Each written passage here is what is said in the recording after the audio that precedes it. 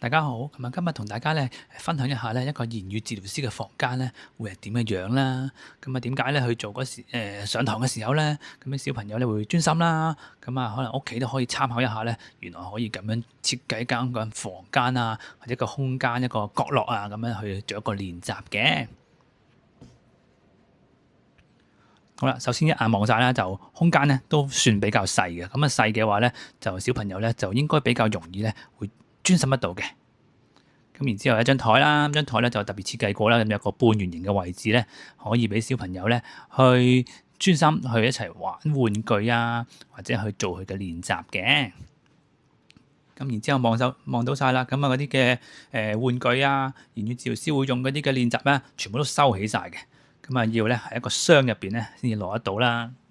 咁每次都要打開一個箱咧，咁先攞一份玩具嘅。咁啊，玩完之後咧都要收拾翻啦，咁所以咧就一個上堂嘅流程咧，咁就好清楚俾啲小朋友咧去了解得到啦。咁啊，亦都有言語治療師用嘅口機車啦，咁我哋用做口機訓練嘅時候都會需要得到啦。